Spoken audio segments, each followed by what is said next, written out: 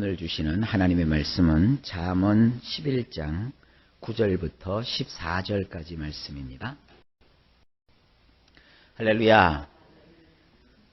잠언 11장 9절부터 보십니다. 9절 말씀입니다. 악인은 입으로 그의 이웃을 망하게 하여도 의인은 그의 지식으로 말미암아 구원을 얻느니라. 원문을 보면 이렇습니다.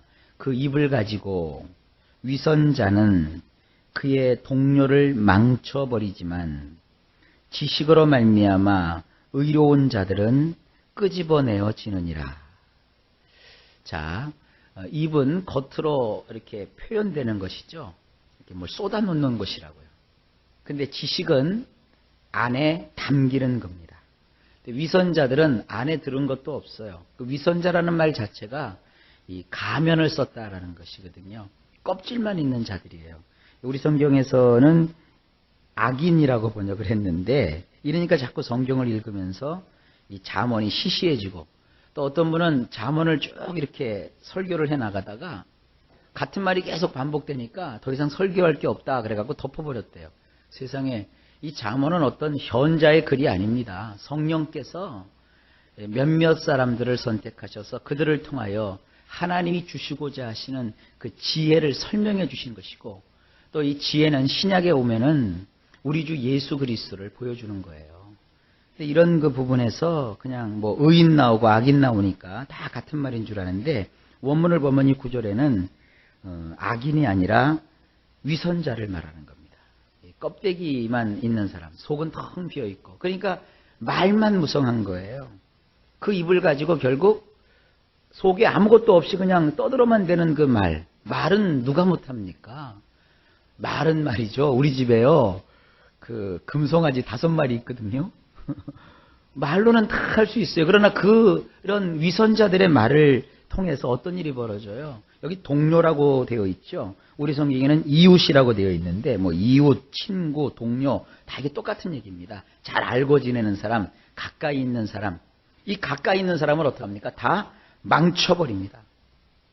그러니까 해서는 안 될 말도 마치 뭐 되는 것처럼, 여기 말이야 되는 거니까 투자해보라고. 이건 대박 터지는 거니까 한번 해보라고. 그 말을 듣고 이웃이 정말 뭐 시장 조사도 안 해보고 일이 잘 될지 안 될지 판단도 안 해보고 그냥 갖다 막 쏟아부어요. 나중에 가보면 아무것도 아니거든요. 봉이 김선달이 대동강물 팔아먹듯이 이렇게 그냥 입만 가지고 나불나불 하는 사람들은 결국은 주변 사람들을 다 망쳐버려요. 그런데 그와 대조되는 사람이 누구냐? 지식을 가진 사람. 이 지식은 겉으로 드러나지 않습니다. 제가 얼마만큼의 지식을 가지고 있는지 여러분들은 겉보기엔 모르잖아요. 근데 저하고 사귀고 또 제 말을 듣고 저와 함께 생활하다 보면 저분이 얼마만큼의 지식을 가지고 있는 분이구나. 이게 여러분들 알게 되잖아요. 물론 몇 년 혹은 지금 제가 목회를 한 20년 하고 있는데, 어떤 성도님들은 20년 동안 제가 목회하는 동안에 늘 함께 하고 있는 그런 초창기 성도들이 아직도 계신 분들이 계세요. 그분들은 제가 볼 때도 신기해요. 맨날 듣는 설교일 텐데. 근데요, 제가 한번 물어봤어요. 한 20년 정도 제 설교를 들었는데 질리지 않으세요? 그랬더니 뭐라고 저한테 격려해주고 저를 축복해주느냐면, 목사님 말씀은요 늘 새로워요. 늘 새로운 지식을 주고 정보를 주고. 제가 제 얘기를 하니까 참 죄송스러운데 그게 뭐예요? 제 속에서 마르지 않는 샘과 같은 그런 지식을 가질 수 있도록 하나님이 역사해 주신 것이죠. 그리고 저 자신도 말로, 사실은 이 목사는 자칫 잘못하면 말로 먹고 사는 사람이거든요. 말 잘해요. 목사들은요, 저도 보면 이렇게 뭐 전화 같은 거 잘 못하거든요. 또 이렇게 상대적으로 만나서 뭐 얘기해도 별 얘기할 게 없어요. 그런데 일단 성경 말씀을 펼쳐서 이야기를 쏟아내기 시작하면 어디서 그렇게 그 생각이 자꾸 나오고 그러는지, 이게 다 하나님의 은혜이지만 말이 계속 나와요.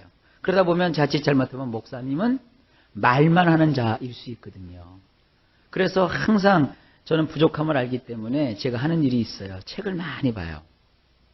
그리고 새로운 정보를 접하려고 아주 애쓰고 있고, 그리고 두루두루 이렇게 주변의 것들을 공부하고 살피는 일에 제가 시간을 많이 투자하고 또 공을 들이고 있어요. 그 왜 그러느냐 하면 제 속에 지식을 쌓아야 되지 않겠습니까?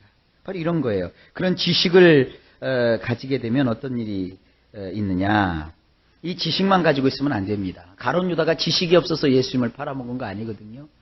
그런 지식을 많이 가지고 있었던 제자들 가운데서도 가장 똑똑했던 사람이 가룟 유다예요. 12명의 제자 가운데 공부도 제일 많이 했고요. 제일 똑똑하고. 그러니까 주님이 그에게 뭘 맡기셨어요? 돈꾀를 맡기셨다고요. 주님이 맡기신 건지 사도들끼리 서로 협의해서 이거 가룟 유다에게 맡긴 건지는 잘 모르겠습니다만 그 재정은 아무나 못 보잖아요. 우선 머리가 뛰어나야 되죠. 셈이 빨라야 되고 또 지금처럼 은행이 있는 것이 아니니까 그 돈을 잘 간수하고 챙길 줄 아는 정말 꼼꼼해야 되고 이런 사람이 그 재정을 맡는 거거든요. 그러니까 이 돈꾀를 맡았던 가룟 유다였다고요. 얼마나 똑똑한 사람입니까? 정치적으로도 이 젤로 땅이라고 해서 열심당원이고 말이죠. 거기는 굉장히 그 이스라엘 백성들의 주력 땅이기 때문에 시시한 사람은 그 당원이 될 수도 없어요. 그리고 국가적인 어떠한 그 장래를 내다보면서 민족의 지도자로 자처하는 자들이 이 젤로 땅에 열심당원이라고 우리 성경에 번역되어 있는데 그 젤로 땅에 소속되어 있던 자였어요. 그런 성경에 대해서도 많이 아는 자였습니다. 지식은 많이 갖고 있었는데 뭐가 삐뚤어졌느냐? 심보가 삐뚤어져 있었어요. 그러니까 그 심보가 삐뚤어져 있을 때 누가 들어왔느냐? 요한복음에 보게 되니까 예수님을 팔기 직전에 마귀가 그 속에 쏙 들어왔대요. 이건 굉장히 특별한 케이스거든요. 성경에서. 보통 귀신에 집히는 일은 있어도 마귀가 직접 와가지고 사람 속에 막 그를 억어시켜가지고 그를 막 쥐고 흔드는 경우는 성경에 뭐 거의 없어요. 그러나 가룟 유다 마음속에는 귀신이 들어간 게 아니라 마귀 그 자체가 들어왔어요. 그러니까 이 만왕의 왕이시고 만주의 주이신 그리고 하나님이신 우리 예수님을 대적하기 위해서는 이 마귀가 직접 출동을 한 거죠. 그러니까 이 가룟 유다가 지식은 많이 갖고 있지만 심보가 삐뚤어져 있으니까 그 삐뚤어진 심보 속에 마귀가 쏙 들어와 버린 거예요. 그래서 그 지식이 이제 그를 망쳐버리고 예수님을 대적하게 하잖아요. 그러니까 지식을 가진 사람은 그 다음에 뭐가 중요하냐? 의로움이 중요한 거예요. 그래서 오늘 이 잠언에 보면 지식을 가진 사람은 이제 의로운 삶을 살아가는 자이어야 해요. 그래서 그 지식으로 말미암아 가진 지식으로 말미암아 의로운 자들은 어떤 일이 벌어지느냐? 우리 성경에는 구원을 얻느니라라고 되어 있는데 여기서 말하는 이 구원은 원문으로 보면 어딘가에서 이렇게 끄집어낸다 이런 뜻이에요. 그래서 건짐을 받고 끄집어냄을 받고 또 어떤 그 위기에서 탈출하게 되고 이런 일이 벌어지는 거예요. 여러분 그러니까 우리는 힘써서 우리 안에 지식을 담는 일에 주력해야 되고 또 지식을 가진 사람은 심보를 올바르게 가져야 되는 거예요. 이게 뭐예요? 이게 지혜로운 삶이에요. 그러니까 오늘도 예사로 지내지 마시고 하다못해 집에서 이렇게 좀 있는 시간에는 그냥 이렇게 허접한 무슨 노래나 틀고 그러지 마시고 이 노래나 이런 것은요 아주 피곤하고 지칠 때 좀 쉼이 필요할 때 좀 노래를 틀으시고 음악을 틀어놓으시고요. 이 평상시에 일하고 그러실 때는 이 정보를 얻을 수 있는 것들 어떤 특정 방송 제가 얘기해서는 안 되겠지만 무슨 아침마당이니 이런 거 참 좋잖아요. 거기 나와서 대화하고 또 강의하는 패널들이 참 훌륭한 분들이에요. 여성들을 중심으로 제가 얘기합니다. 그런 거라든지 아니면 또 이 시사나 이런 거 정보 주는 거 맨날 그 쇼 프로그램 그런 거 또 코미디 이런 것만 보지 마시고 또 정치 토론이라든지 이런 것도 좀 들어보시고 뉴스도 좀 꼬박꼬박 챙겨 들으시고 또 신문은 남자들만 보는 거 아닙니다. 남자들이 보기 전에 여성분들이 먼저 신문 챙겨서 읽으세요. 그래서 좀 그렇게 보면서 지식을 자꾸 가지세요. 그리고 나서는 우리가 의롭게 살아가는 거 이런 걸 좀 주력하세요. 그러면 순간순간 우리가 건짐을 받고 또 구원을 얻고 이렇게 되는 거예요. 그러니까 입으로만 살아가는 거 절대 아닙니다. 지식을 가져야 되고 또 옳고 의로운 삶을 살아가야 그것이 빛이 나는 것이고 결국 우리가 위기에서도 건짐을 받는 이런 축복이 있다는 거 오늘 이 말씀 잊지 마십시오. 10절입니다. 의인이 형통하면 성읍이 즐거워하고 악인이 패망하면 기뻐 외치느니라. 원문을 보면 이렇게 되어 있어요. 의인들이 잘 되면 도시가 기뻐 뛰며 범죄자들이 멸망하면 함성이 터지느니라. 그래요. 이게요. 의인들이 잘 돼야 돼요. 여러분, 예수 믿고 우리가 의인이 되었지 않습니까? 하나님 말씀의 지식을 가진 우리들이 잘 돼야 돼요. 우리가 잘 되면 우리만 기쁜 게 아니라 도시 전체가 보통 기뻐하는 게 아니에요. 기뻐서 막 펄쩍펄쩍 뛴대요. 여러분이 정말 하나님이 주시는 이러한 지식과 지혜로 인해서 의롭게 살면 결국 잘 되게 되고, 여러분이 잘 되면 여러분 자신은 물론이거니와 우리가 살고 있는 이 동네 자체가 또 우리나라가 기뻐 뛰게 되는 거예요. 그러니까 우리 교회가 잘 되면 말이죠, 대한민국이 기뻐 뛰는 거예요. 또 하나님의 나라가 막 커지는 거예요. 그러니까 의인들은 잘 돼야 돼요. 근데 범죄자들이 멸망하면 어떤 일이 벌어지느냐? 함성이 터진대요. 아이고, 그 사람 잘 망했다! 이러고 말이죠. 야, 아주 눈에 가시 같은 악한 일만 했던 사람인데 정말 잘 됐구나 하고 사람들이 함성을 지른대요. 그러니까 의인의 형통함이 이렇게 귀한 것입니다. 11절입니다. 성읍은 정직한 자의 축복으로 인하여 진흥하고 악한 자의 입으로 말미암아 무너지느니라. 이 구절 자체로도 굉장히 아주 잘 번역된 표현인데, 원문으로 우리가 성경 원문으로 본문 구절을 이해해야 되는 것은 바로 이런 부분들 때문이기도 해요. 왜냐하면 한번 들어보실래요? 올곧은 자들이 무릎을 꿇게 되면 도시가 격이 높아지게 되지만 범죄자들의 입으로 말미암아서는 바닥에 떨어지게 되느니라. 올곧은 사람, 여기는 이제 의롭다는 사람을 올곧게 사는 사람, 아주 똑바르게, 영어로 하면 straight라고 하는데 똑바르게 살아가는 사람. 이런 사람이 있잖아요. 똑바르게 길이 아니면 가지 않고 옳은 것이 아니면 쳐다보지도 않는 이렇게 똑바르게 살아가는 사람, 원칙을 지키며, 이런 사람들이 여기 우리 성경에는 축복이라고 되어 있는데, 이 축복이라는 말이 바라크예요. 이 바라크라는 말은요, 축복한다는 말도 있지만 좋은 얘기도 해준다. 또 상대방에 대해서 높여주고 칭찬해준다. 긍정적으로 그를 이렇게 격려해준다. 이런 뜻도 있지만 또 한 가지 뜻이, 이 바라크라는 말에는 무릎을 꿇는다는 뜻이 있어요. 그러니까 똑바르게 살아가는 사람이 무릎을 꿇고, 뭐를 할까요? 우리는 무릎 꿇는다 그러면 되게 기도한다고 생각을 하잖아요. 이게 다 축복입니다. 여러분, 사실은 오늘 이렇게 교회에 나와서 무릎을 꿇고 기도하는 것 자체가 큰 축복이에요. 그러니까 이렇게 무릎을 꿇게 되면 도시 전체가 격이 높아진대요. 여러분, 우리나라가 이게 잘 되는 건 기도하는 사람들이 많기 때문입니다. 우리 동네가 잘 되는 거는 바로 기도하는 여러분들이 있기 때문이고, 우리 교회만 지금 이 시간 기도하지 않잖아요. 주변에 여러 십자가 켜져 있는 교회마다 이 시간도 무릎 꿇어 의롭게 살고 있는 자들이 기도하지요. 의롭게 살지 않는 사람은 어제 밤새도록 술 마시고 지금 어디 가서 막 하고 잘 거예요. 그들은 무릎 꿇을 줄 몰라요. 떠들어대고. 그러나 우리는 밤에 잠깐 잠을 취했다가 새벽같이 나와서 하나님 앞에 무릎을 꿇잖아요. 여러분, 자녀를 위해서 무릎을 꿇고, 국가와 민족을 위해서 무릎을 꿇고, 여러분들의 가족을 위해서 무릎을 꿇고, 교회를 위해서, 목회자들을 위해서, 이름도 없이 빛도 없이 주의를 감당하고 있는 주의 일꾼들을 위해서 여러분들이 오늘 무릎 꿇고 있잖아요. 이로 인하여서 우리가 살고 있는 이 도시가, 우리가 살고 있는 이 대한민국이라는 나라가 격이 높아지는 거예요. 그러나 범죄자들은 입으로 먹고 살잖아요. 범죄자들은 그 입으로 말미암아 어떻게 되느냐? 바닥에 떨어지게 한다는 거예요. 그러니까 기도하면 높아지고, 다시 말해서 하나님 앞에 자기 자신을 무릎 꿇고 낮추면 전체가 높아지고, 그리고 일어나서 기도해야 될 입으로 자꾸 그냥 뭐 이것 참견하고 저것 참견하고 말로만 자꾸 하다가 보면 자꾸 격이 떨어지는 거예요. 이게 지혜입니다. 그래서 우리는 기도로 살아가시는 거예요. 12절입니다. 지혜 없는 자는 그의 이웃을 멸시하나 명철한 자는 잠잠하느니라. 원문은 이렇습니다. 자기 동료를 깔보는 자는 마음 씀씀이가 부족한 자이지만 신중한 사람은 침묵하느니라. 여기도 이제 동료라는 말이 나왔죠. 아까 9절에서 나오는 그 동료와 똑같은 단어예요. 동료, 이웃, 친구, 알고 지내는 지인.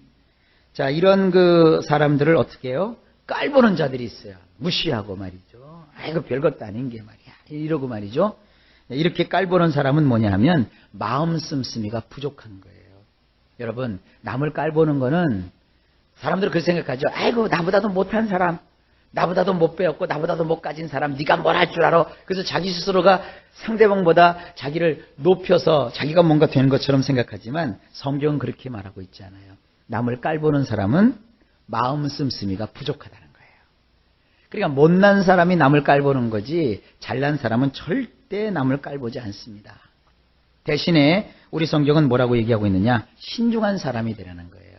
신중한 사람은 침묵하느니라. 언제 침묵하는 거예요? 깔봐야 될 순간에 침묵하는 거예요.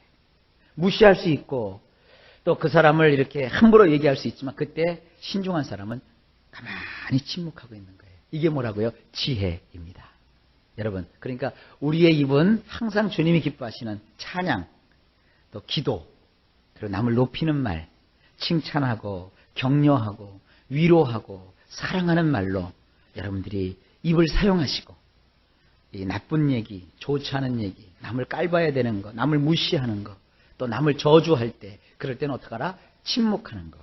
이런 게 지혜라고 꼭 하나님이 말씀하신 걸 잊지 마십시오. 13절입니다. 두루 다니며 한담하는 자는 남의 비밀을 누설하나 마음이 신실한 자는 그런 것을 숨기느니라. 원문을 보면 이렇습니다. 이리저리 다니며 헐뜯고 다니는 사람. 이 한담한다고 하는 것은 헐뜯고 다니는 거예요. 그러니까 이리저리 다니며 헐뜯고 다니는 사람은 은밀히 상담한 것을 폭로하지만, 여기 지금 여기 남의 비밀이라고 되어 있는데 이거 비밀이 아니라 상담하는 거예요. 그 둘만 은밀하게 나누었던 그 상담을 어떻게 하느냐? 폭로한대요. 사람들한테 다 까발리는 거예요. 그게 저는 이 폭로라고 번역을 했지만 원문대로 그대로 하면은 조금 이게 말이 좀 상스러울 것 같아서 제가 표현을 안 했는데 이런 겁니다. 이리저리 다니며 헐뜯고 다니는 사람은 은밀히 상담한 것조차도 까발리고 다니지만 믿음직한 마음을 가진 자는 말한 것을 감추느니라. 여기 상담이라는 말이 성경에 나와요. 영어로는 카운셀이라고 하거든요. 여러분, 왜 요즘 우리나라에서도 영어를 종종 쓰잖아요. 카운셀링한다, 카운셀링한다, 상담한다 그러죠. 이 상담이라는 것은 비밀 얘기예요. 이 속 깊은 얘기를 서로 이제 둘이 얘기했단 말이에요. 뭐 이런 얘기들 하잖아요. 너만 알고 있어. 이건 너만 알아야 돼. 그건 다 아는 얘기예요. 그렇잖아요.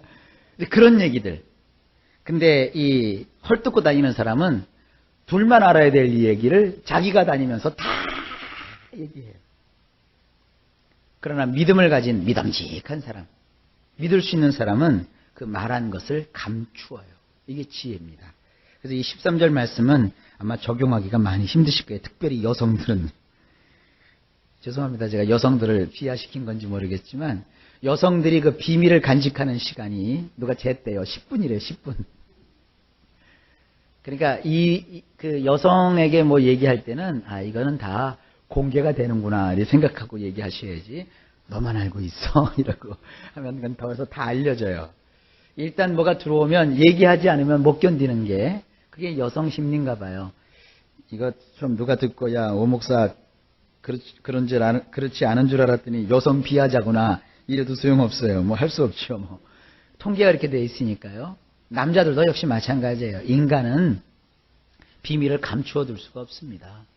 이제는 말할 수 있다. 그런 프로그램도 있잖아요. 다 드러나게 돼요. 은밀한 곳에서 얘기한 것을 지붕 위에서 다 누군가가 얘기한다는 거예요. 그러니까 이건 지혜로운 사람들이 어떻게 살아가야 되는가 13절 말씀을 통해서 여러분들이 한번 생각해 보실 수 있기를 바랍니다. 자, 마지막 14절. 지략이 없으면 백성이 망하여도 지략이 많으면 평안을 누리느니라. 자, 원문은 이렇게 되어 있습니다. 현명한 지도들을 받지 못하면 백성이 넘어져 뒹굴게 되지만 의논할 사람이 많으면 승승장구하게 되느니라. 우리가 인생을 살아갈 때 독불장군이 없습니다. 나 혼자 생각하고 나 혼자 판단하고 그렇게 사시는 분들은 참 지혜롭지 못한 겁니다. 아무 얘기나 또 들어서도 안 되는 겁니다. 현명한 이야기, 아주 그 명철한 그런 지도를 해주는 사람들의 그 지도를 잘 받으면 우리의 인생이 승승장구한대요. 그러니까 여기 성경에 보니까 의논할 사람이 많으면 승승장구한대요. 여러분 인생을 살아가는 동안에 꼭 의논할 수 있는 사람들을 두십시오. 교인들 중에서도 가끔 이런 사람이 있어요. 아이고 이건 뭐 내가 다 알아서 하는 거야. 내가 내가 다 그냥 기도하면서 하면 되는 거지. 뭘 그런 걸 다 까발리고 뭐 얘기하고 할 필요 뭐 있어. 꼭 그런 사람들 무너지더라고요. 한번 상의하고 목사님과도 상의하고 또 장로님들이나 이런 그 교회 어른들하고도 좀 얘기를 하고 인생을 살면서 또 교회 보면은 그 분야에서 아주 전문가들이 있거든요. 그분들과 좀 상담도 하고 여러 가지 의견을 이렇게 들어보면서 살아가는 사람들은 승승장구하게 돼요. 저도 주변 얘기 잘 들었으면 오늘 이렇게 추운 날 이사 안 해도 되잖아요. 그런 거예요.